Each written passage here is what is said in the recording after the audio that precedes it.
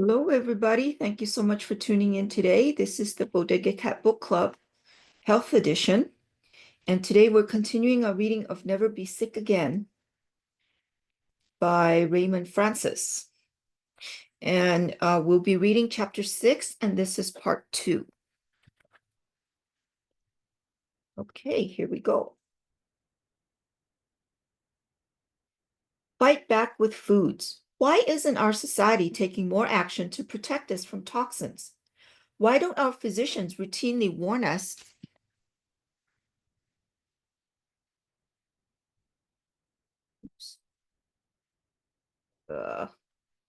sorry, my Zoom is acting up here a little bit. It's going a little wonky. Okay.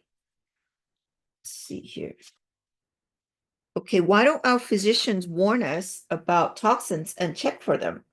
One explanation lies in a 1988 report issued by the National Academy of Sciences titled Role of the Primary Care Physician in Occupational Environmental Medicine, which concluded that while toxic environmental chemicals play an increasingly important role in modern chronic diseases, almost all physicians are ignorant about the degree to which low-level toxins affect health. One of the most direct sources of our toxic exposures is the foods we eat. A meal that looks, smells, and tastes good is a wonderful thing, but you owe your body more. You need to make sure your food is free of toxins and filled with nutrients that support your body's natural ability to detoxify. You need to find out what is in your food, where your food came from, and how your food has been altered from the way nature provided. And he italicized that sentence, so I'm going to read that again. You need to find out what is in your food, where your food came from, and how your food has been altered from the way nature provided. That's a very powerful sentence. One of the best ways to minimize the toxins is to buy organic foods.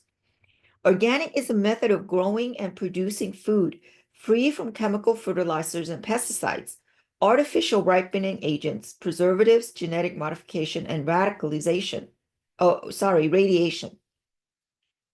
The term organic applies to more than fruits, vegetables, and grains. Organically grown animals are fed organic feed and are produced without the customary use of antibiotics, hormones, or other supplemental medications. Organic foods may be more expensive and somewhat more difficult to obtain. I think that's pretty criminal in my opinion, but they almost always contain fewer toxins and better nutrition. Read labels. The U.S. Department of Agriculture has approved organic certification, and the label should bear the logo. Unless a product clearly says that it is organic, it almost certainly is not. If you live in an urban area, organic foods purchased at local farmers markets are most likely the freshest, most nutritious, least toxic foods you can obtain. Despite that, almost 90% of the food dollars spent in America today are spent on toxic processed foods that are not organic. To make matters worse, we eat almost no fresh food, limiting the nutrients available to help us detoxify and all the bad stuff we constantly take in. I think that's an important sentence here. Almost 90% of the food dollars spent in America today are spent on toxic processed foods that are not organic. And I think it's important that that's why I'm big on education, self-empowerment, because if you have the knowledge of how the food industry works, then you have the power to vote with your dollars, right? And that really sends a message to the big companies, because the big companies, as bad as they are, they listen to the people who buy their foods. If there's more demand for organic food, they will switch, from bad food to sort of good food. I mean, they'll still try to be sneaky about it, but I don't know. That's the power of the people, than the power of the purse. That's my opinion. So anyways, feeding into behavior problems. Several years ago, a grandmother came up to me at a break in one of my workshops and asked what to do about her psychotic 4-year-old grandson, Gerald. She described the boy's fits of uncontrollable anger and said that he would strike out at everyone and everything in his path. Gerald had been taken to a number of medical centers and examined by numerous physicians who only offered powerful tranquilizers to calm the psychotic behavior. As is often the case, the prescribed drugs did not solve the problem, they just compounded it. The drugs made Gerald sick and lethargic, but did not eliminate his terrifying behavior. The boy faced an uncertain future. That Gerald could ever be able to attend a regular school or hold a regular job seemed unlikely. I asked Gerald's grandmother many questions, but was unable to find any obvious explanation for his psychotic behavior. One thing I learned about Gerald was that he drank a lot of milk and apple juice. Walking back to the podium to continue my presentation, I told the grandmother that while I honestly did not know what was wrong with her grandson, I did know that both milk and apple juice contain a lot of toxic chemical residues. Regardless of what was wrong, feeding him toxins was certainly not going to help him improve. I recommended a simple experiment. Stop feeding Gerald milk and apple juice. About 6 months later, I was speaking at a meeting, and out of the corner of my eye, I spied Gerald's grandmother running toward me with an enthusiasm and a rate of speed that was almost alarming. She breathlessly exclaimed great news about the health of her grandson. Milk and apple juice were completely eliminated from the boy's diet, and he made a miraculous recovery. The psychotic behavior disappeared, and Gerald has been well ever since. How the removal of milk and apple juice, two presumably healthful foods, from a boy's diet could make such a difference is hard to imagine. We have no way, however, to know exactly how much damage the toxins in our food are causing. Too many factors are involved, and each person's biochemistry is unique. Some people, like this little boy, can be more sensitive to certain toxins, such as the ad exec David may have been to mercury. The solution, regardless of individual biochemistry, is to choose a diet that is low in toxins. A diet should consist of organic, fresh, whole, raw, unprocessed foods, pure water, and avoidance of heavily processed cooked foods. Clean up an unrecognized toxic site, your pantry. The hard part is to obtain accurate information about what is good for you and what is not. A woman who had studied extensively in the fields of health and nutrition reminded me of this fact in a startling way. Even with her background, she had little understanding of how to select a non-toxic diet. I met Cynthia at one of my all-day seminars. By the end of the day, she was motivated to make major changes in her life and asked if she could purchase a day of my time so that I could teach her how to shop for healthful foods. Despite all of her previous studies, she felt overwhelmed with information and confused about how to make healthy choices. My day with Cynthia and her husband Tom serves as a general guide for you to start on a path toward life-sustaining non-toxic diet. The first thing I did with the couple was to clean out all toxic foods from the refrigerator and pantry. We ended up with several boxes filled with foods to be discarded. A lot of it was toxin-loaded breakfast cereal that her children would have eaten. Yeah, I stopped eating cereal a long time ago. Then we headed to the local health food store. We went down each aisle and examined foods, read labels, and discussed how to select foods that are either non-toxic or at least less toxic than supermarket alternatives. For example, a healthy substitute for the boxed cereals was found in the grain section of the health food store. We purchased a variety of organic whole grains that could be cooked like rice and fed to the children. By the way, the kids loved it. As Cynthia, Tom, and I walked through the store, I began to explain principles that would help them in the future. Almost any type of food that has been packaged in a box, jar, can, or bottle has been processed and is likely to contain toxic chemicals. Like those canned foods. Yeah, a lot of preppers say, stock up on canned foods. Its cans have aluminum in it, and that's pretty toxic. These toxic chemicals either can be deliberately added to the food additives, or they can result from food production practices, chemical residues. Whatever the sources of these chemicals, processed foods such as breakfast cereal, bread, canned foods, frozen foods, oils and vegetable shortenings, soft drinks, ice cream, cookies, cake, and candy are loaded with them. In addition to their lack of nutrition, their high toxic content in processed foods makes them a poor choice. A variety of food additives are used to enhance flavor, color, and texture, to help foods process better, and to extend their shelf life. In all, more than 3,000 FDA-approved additives are in use today, and the average American ingests more than 10 pounds of them per year. Imagining someone eating 10 pounds of toxic synthetic chemicals a year is difficult, but we do it a little at a time without realizing how it adds up. It's kind of like the frog in the boiling water analogy, right? You don't know that you're boiling in water until it's too late. Although food additives must be approved for safety, that's a joke, in my opinion. Frequently, they are initially determined to be safe. That's a joke too, in my opinion, only to be removed later from the market due to unanticipated harmful effects.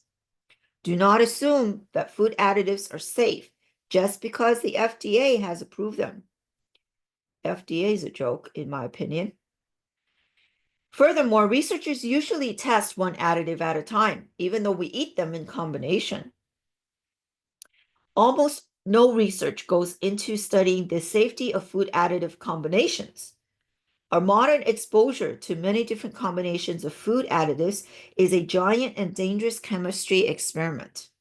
The combined toxic effects of food additives were reported in a study conducted by B.H. Ershoff, published in a 1976 Journal of Food Science, that examined 3 different FDA-approved food additives: an artificial color, an artificial sweetener, and an emulsifier, a substance that keeps oil and water from separating. When fed one at a time, these food additives caused no readily observable side effects in experimental animals, but when 2 of the additives were consumed at the same time, the animals became sick. When all 3 were combined, the test animals died in less than 2 weeks. Bearing this in mind, pick up an average box of breakfast cereal or just about any other highly processed food and count how many additives are in the product. Obviously, you're eating these additives in combination. After examining the labels on boxes of breakfast cereal in Cynthia and Tom's pantry, we discarded all of them because the labels showed that they contained artificial colors, flavors, preservatives, and hydrogenated oils. Read the labels on the foods that you buy. When the food contains artificial colors, flavors, preservatives, and other additives, do not buy it. And I think reading labels is very important because I've seen labels like boxes, like in front of the boxes, it'll say like natural or something like that. But if you read the labels, it's got like canola oil, soy, things like that that are not healthy. So reading labels is very important. I have to learn how to do that because I didn't grow up learning how to read labels. So it's easy for me just to grab things off the shelf and not read it. Now I have to kind of stop myself and say, okay, read the labels, see what the ingredients are. And a lot of these boxes or have sugar,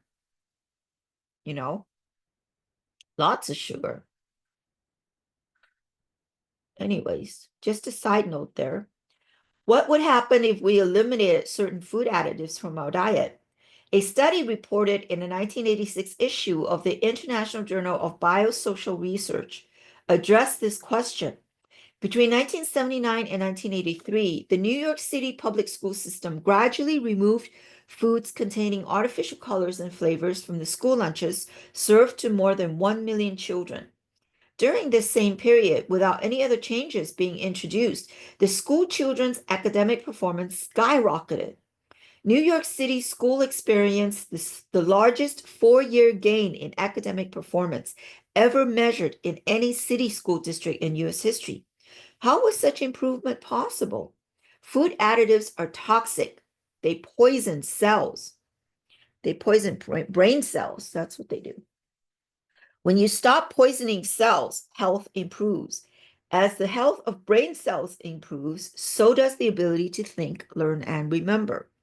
A contributing factor to today's poor academic performance is the burden of toxic exposure on the minds of our young people. Unfortunately, once the experiment was over, because of political pressure from conventional food suppliers, the New York City schools reverted to normal foods, and these extraordinary gains were lost. Another risk in processed foods you do not find on the label: toxic chemical residues. The manufacturer does not deliberately add these chemicals, but they are present in almost all ordinary commercial foods. If manufacturers do not add it, they do not have to list it. Recall David's exposure to mercury in tuna fish. Obviously, mercury is not listed on the label, but it is in there because it is in the fish. And probably because we dump mercury in the ocean, the fish eats the mercury, and then we catch the fish and we eat the fish. So it's like a vicious cycle, isn't it? Jeez. Chemical residues come from many different sources, including industrial chemical and pesticide residues, herbicides, fungicides, artificial ripening agents, hormones, and other veterinary drugs and packaging materials.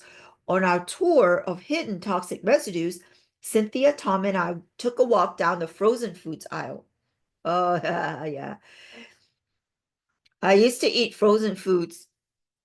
I try to buy organic or healthy stuff, but there really isn't any healthy, quote unquote, healthy frozen foods. And I stopped buying frozen foods now.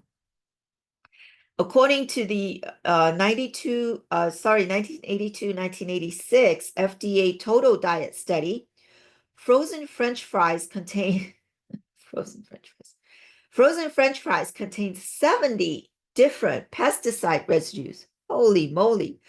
Frozen pizzas had 67 industrial and pesticide residues. Frozen chocolate cake contained 61 toxic residues, and milk chocolate had 93.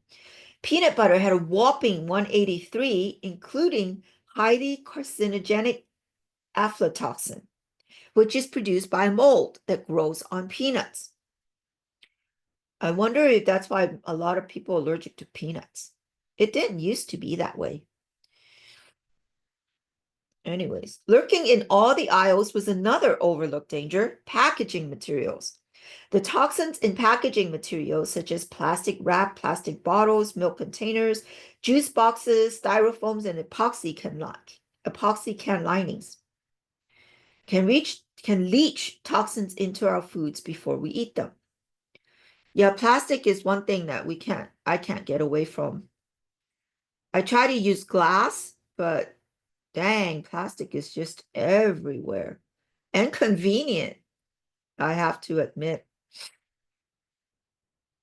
Foods coming into contact with packaging materials that contain water or oil-soluble toxic chemicals can absorb these chemicals, and then the consumer ingests them. Portions of the polymers, plasticizers, stabilizers, fillers, and even colorants in plastic wrap can dissolve into the food. Avoid foods packaged in plastic. Choose foods packaged in more appropriate materials such as paper and glass. It's ironic that people sometimes spend extra money to buy organic foods, yet the foods may be wrapped in toxic packaging. Why purchase organic meat in a styrofoam tray topped with plastic shrink wrap or organic canned goods in an epoxy-lined can? Unfortunately, these conveniences come at a price, and that price is the bioaccumulation of toxic chemicals in your body and subsequent disease. Choosing your oils, a slippery slope. We continued our shopping trip, learning how to avoid foods that invite sickness.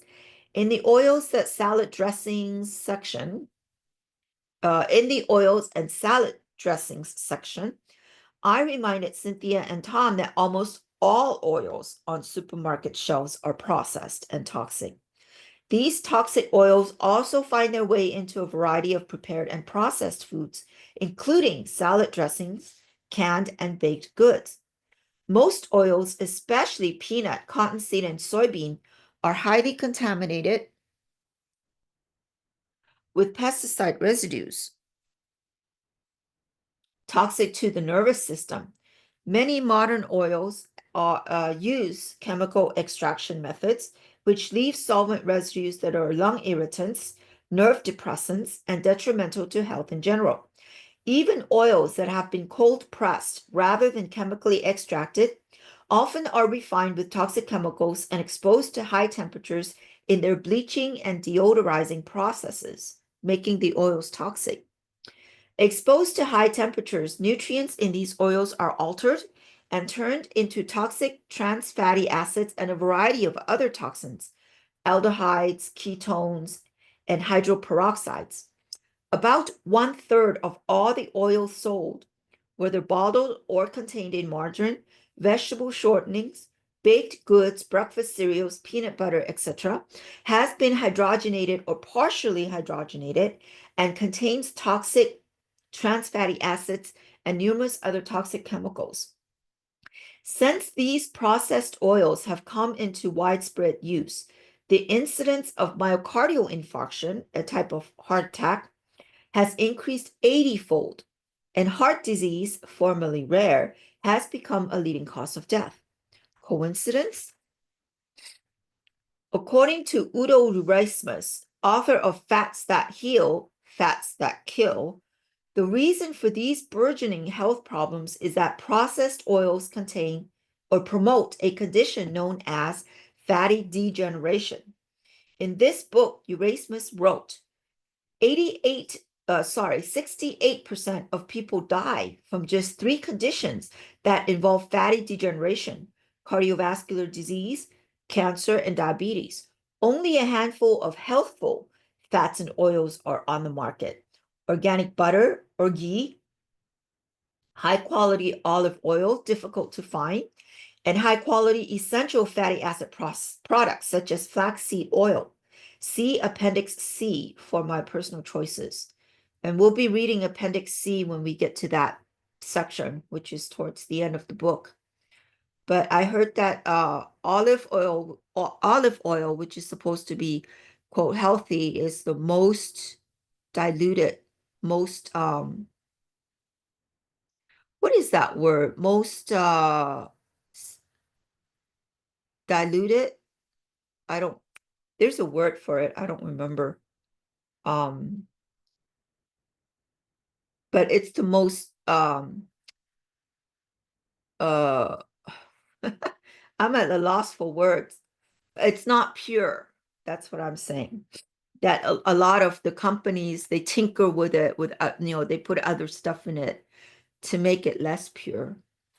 I don't remember the word for it. But anyways, yes, organic butter, that's what I buy. I've used ghee, but I don't know. I'm not a ghee person.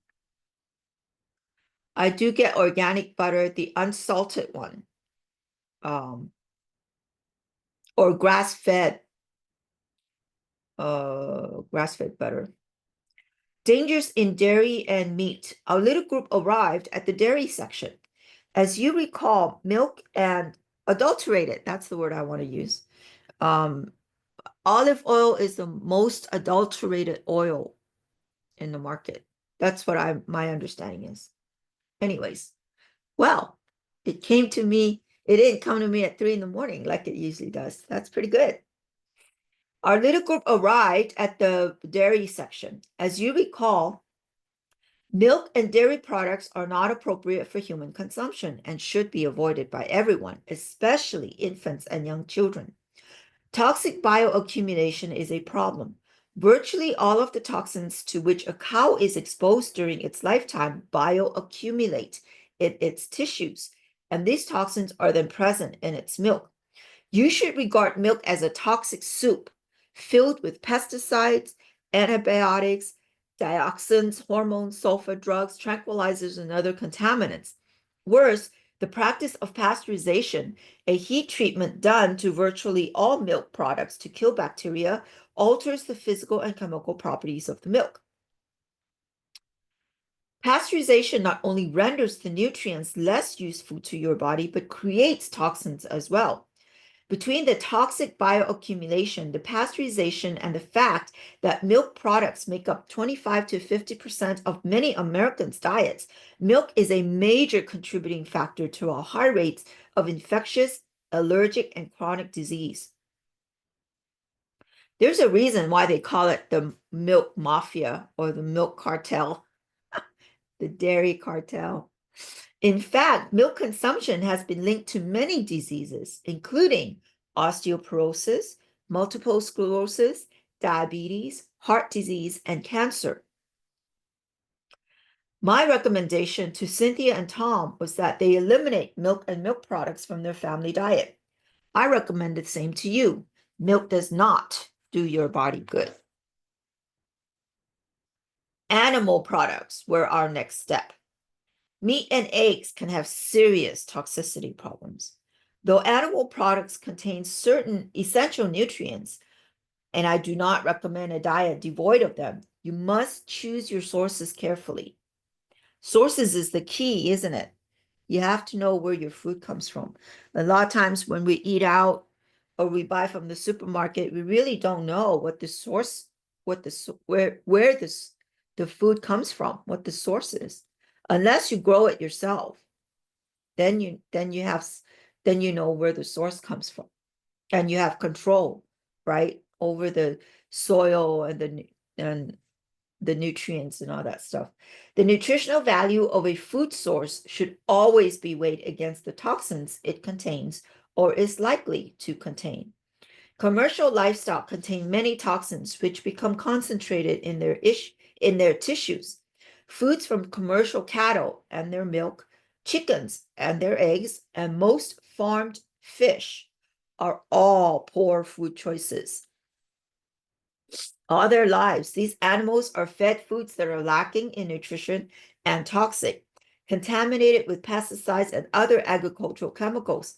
Pound for pound, livestock feed is substantially more toxic than the foods we eat. Not to mention that large animals like cattle eat a lot more food than we do. And cows are vegetarians, if you think about it. That's all they do is graze grass all day long. When you eat these highly toxic animals, the product or products derived from them, the toxins, enter you. In 1976, the EPA studied human breast milk and found that the toxic contaminants in the milk of vegetarian mothers was only 1 to 2% of the natural average. The solution is to minimize toxic exposure by selecting organically produced meat, poultry, eggs, and wild fish from relatively unpolluted deep water ocean areas rather than those harvested from polluted coastal areas or farmed.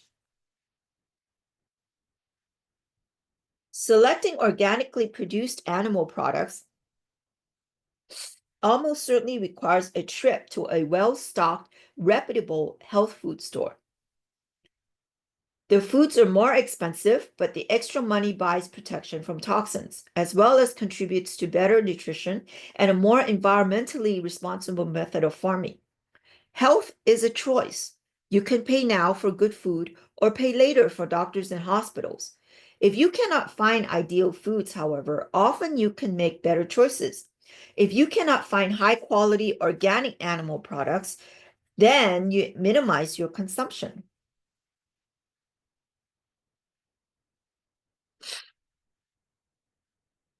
Remember that the overwhelming majority of our toxic pesticide exposure is from non-organic animal products such as poultry, meat, eggs, and milk products. I do not recommend a totally vegetarian or vegan diet because both lack essential nutrients. However, a primarily vegetarian diet is desirable. An organic vegetarian diet is the simplest and easiest way to minimize toxins and maximize your nutrient intake. When you eat animal products, select free-ranging organic animal products whenever possible. And we will stop here for now. Thank you so much for tuning in. That was very, what's the word I want? Practical. It's very practical. Yeah. So, here's a challenge for you. Next time you guys go to the supermarket, kind of take what we read in this chapter and do some grocery shopping. Sort of what the author did with his two clients, with Cynthia and Tom. And tell me how it goes. Let me know in the description, not the description, but the comments below, and see how you do, what you find, some of the aha moments if you have, and let's share, share our experiences together. Anyways, I hope you enjoyed that, and we will continue our reading next week. In the meantime, I hope you guys all have a great day. Okay, bye-bye now.